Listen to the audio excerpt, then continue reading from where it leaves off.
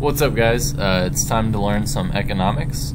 In this unit, or I should say in this lesson, we are going to talk about why governments calculate a budget and what the budget balance is, identify problems posed by a large public debt, and discuss why implicit liabilities of the government are also a cause for concern, and kind of define what is an implicit liability and all that stuff. So, the budget balance is the difference between the government's tax revenues and its spending on both goods and services and on government transfers. Alright, so you can kind of write down that formula if you want. Spending by the government is equal to taxes minus government spending minus transfers. Or I should say savings by the government is equal to government purchases of goods and services, value of tax revenues, and government transfers. Okay. Other things equal: discretionary, expansionary fiscal policies, meaning increased government purchase of goods and services, higher government transfers or lower taxes, reduce the budget balance for that year. All right. So basically in English, what that means is that expansionary fiscal policies make a budget surplus smaller or a budget deficit larger. Conversely, contractionary fiscal policies, meaning where the government reduces spending or increases taxes, will actually increase the budget balance for that year, either making a surplus bigger or a budget deficit smaller. Now, some fluctuations of the budget balance are due to the effects of the business cycle. So in order to separate the effects of the business cycle from the effects of discretionary fiscal policy, governments estimate the cyclically adjusted budget balance. All right. The cyclically adjusted budget balance is an estimate of the budget balance if the economy were at potential output. So if we're exceeding our potential output, then they would reduce the budget balance. If we are below it, then they would correct it back. All right. Now, just by looking at this graph here, we can see that the budget deficit as a percentage of GDP increases dramatically during periods of recession, which are the periods that are shaded right here.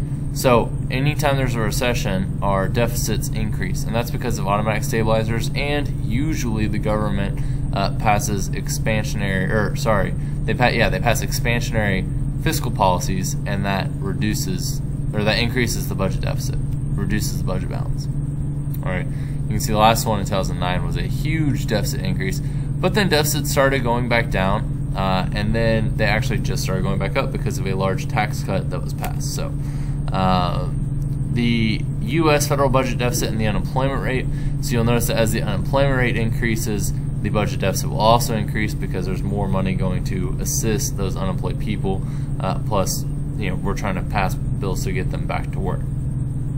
The actual budget deficit versus the cyclically adjusted budget deficit, as we can see, it's not really, usually it's reduced during periods, like if there's a recession, right, we're going to adjust it back down to account for that recession. Oops. Did not mean to do that. There we go, I think that's right.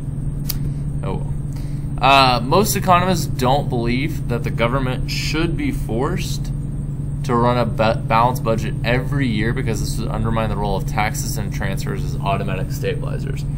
Yet policymakers concerned about excessive budget deficits sometimes feel that rigid rules that at least put an upper limit on deficits are necessary. This is just kind of one of those policy debates that people have amongst themselves. Now, long-run implications of fiscal policy.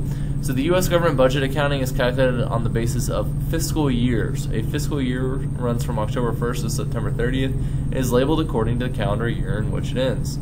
Persistent budget deficits have long-run consequences because they lead to an increased public debt. We'll take a look at our debt during the next class. Public debt may crowd out investment spending, which we talked about when we looked at the market vulnerable funds, which reduces long-run economic growth, and in extreme cases, rising debt may lead to government default, resulting in economic and financial turmoil. Remember, default is when someone can't pay their loans back. A government default on debt is will cause a huge financial ripple effect on the economy. And yes, if a government's having problems, they could just print money, but that would lead to really high inflation. A widely used measure of fiscal health is the debt to GDP ratio. This number can remain stable or fall even in the face of moderate budget deficits if GDP rises over time. All right, so that's why even though we've, from 2010 till now, we've continuously, well, I should say until recently, we had a steady budget deficit, but as a percentage of our GDP, it kept going down and down.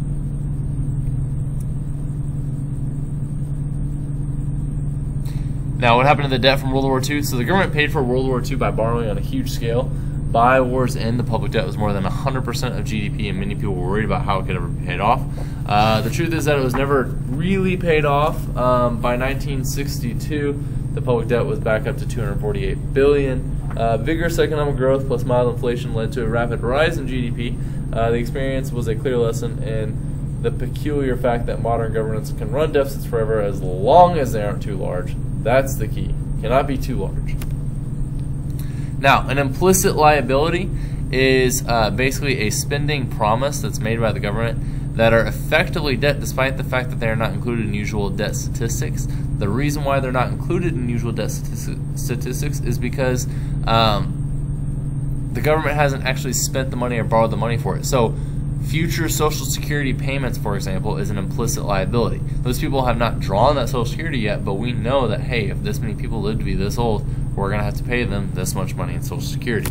That's what an implicit liability is. So if we take a look at the future, the CBO projection states that Medicare and Medicaid will continuously increase as a cost for the government, but Social Security should flatline. So everyone who says Social Security won't be there for you guys, it'll be there. I wouldn't worry about that. If it doesn't, we've got bigger problems to worry about then. All right, so that's all I got for you guys today. If you have any questions, write them down, bring them to the next class. I hope you have a good rest of your day.